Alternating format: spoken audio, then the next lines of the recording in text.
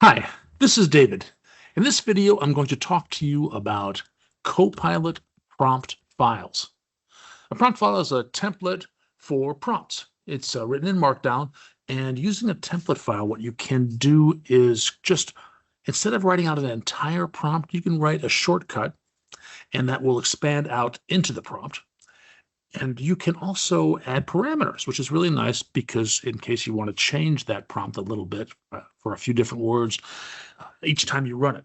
So this is ideal for prompts that you're going to run repeatedly, especially those that take a long time to compose, either because you have to think about them or because they take a long time to type out. I'm going to show you how it works. I'm going to use a use case that I used to make my first prompt file. This is a file that I've maintained for a long time. I post a lot of stuff on social media, and I don't, when I wake up in the morning, I don't want to have to start thinking about what I'm going to post. So what I do is at the end of each month, I create a file, or I add to this file, and I add the dates. So in the end of May, I added June 1, 2, 3. It's like we're June 2nd right now. So tomorrow I'm going to post these things. It's a combination of some trivia stuff and maybe some things about myself, but also I'll have this every single day. I always say, today I am grateful for something. I'll decide what the something is tomorrow. And I also post a song of the day. And these placeholders here just to remind me. So what I'll do at the end of June is I'll come down to the bottom of the file and I'll type in July 1. And today I am grateful for, I better spell it right, grateful for something, hashtag gratitude. And then hashtag song of the day to remind me that I want to do that. And then I'll do the same thing for July 2. And of course I can copy and paste this and just replace the 1 with a 2 and a 3 and a 4, etc. But I can also use Copilot to help me to do this. And so I could, for example, write a prompt that looks something like this. Add text to the file, socialmedia.txt, use the template below, repeat, here's the template down here, repeat this template 31 times, replacing DD with a sequential number starting with 1. So there's the template, July DD, and then some dashes, and then today I am grateful for, and then hashtag gratitude, and then hashtag song of the day, and that's it. So if I ran this template, just this prompt right here, then that's what it'll do. It'll loop through this thing 31 times. It'll say July 1, today I'm grateful for, and then hashtag gratitude, hashtag song of the day, etc. Then July 2, and then July 3, and it'll just repeat all that. I'll speed it up a little bit so you don't have to wait for this thing to respond. And there it is. About 30 seconds later, it came up with all this stuff here. And it's great. It saved me a lot of typing. But the problem is that at the end of July, I'm going to do the same thing again for August 1, August 2, August 3. And I can certainly use that same prompt, but I'll have to remember in August to change this to August. And in September, I'll change to September, and also have to remember to change that to 31 or to 30 instead of 31, because there are a different number of days in each month. But instead of that, what I can do is to use a prompt file. So let me undo this. And a prompt file not only saves me all this typing, but it also can apply those parameters.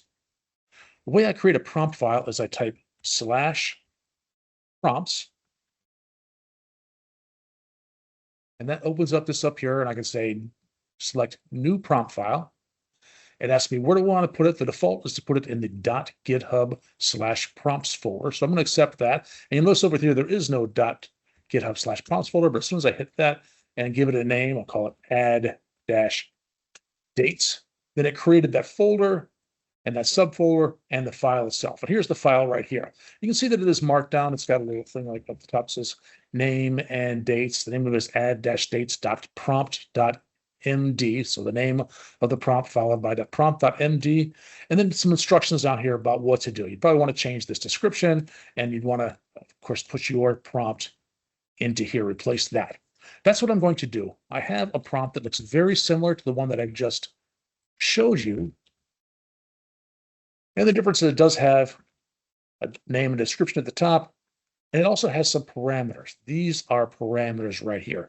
So rather than saying repeat this template 31 times, I say repeat this template, $input code days in the month, number of days in the month, the variable name and description of that variable. And then down here, when I actually, instead of saying July, I used an input code for that as well, the name of the month. Everything else is the same as before. So I'll save this and close it. It's right up here in the .github/prompts folder. And now what I can do is just simply, instead of typing out that prompt, I'll say /add dates right here. And I'll press enter. And it'll look at that and ask me, first parameter, what is the name of the month? The name of the month is July. I'll answer that. How many days are in the month? 31, right there. Now it has that information. It can start to generate the same code that it did before. And here it is, same thing, July 1, 2, 3, 4, 5, 6, 7, etc., all the way down to July 31. That's pretty cool. I'll just keep that. And you notice it's up here. It's just a markdown file. So if I wanted to change this, and let's say I wanted to add another thing here, like hashtag joke of the day, maybe I wanted something like that. I've decided that, my social media, I'm always going to remind myself to add a joke here, something like that, a quote of the day. So I said, actually, IntelliSense is figuring that out, which is kind of cool. And I'll close that. And why don't I just say, let's do the same thing again, /add dates. And this time, when it asks me for the name of the month, I'll say September. The reason I chose September is because September only has 30 days. And I wanted to demonstrate that this is dynamic. Not only is it going to provide the name of the month here, but it'll loop through 30 times instead of 31 times. And there it did that. It added the extra joke of the day. It used September instead of for the placeholder instead of July, which was what it did last time. If I go all the way down to the bottom, then you'll see that it ends on loop through 30 times instead of 31 times. In this video, I've shown you how to use Copilot prompt files, how to modify those files, and how to add parameter placeholders to create flexibility in those prompts. This is David. Thank you for watching.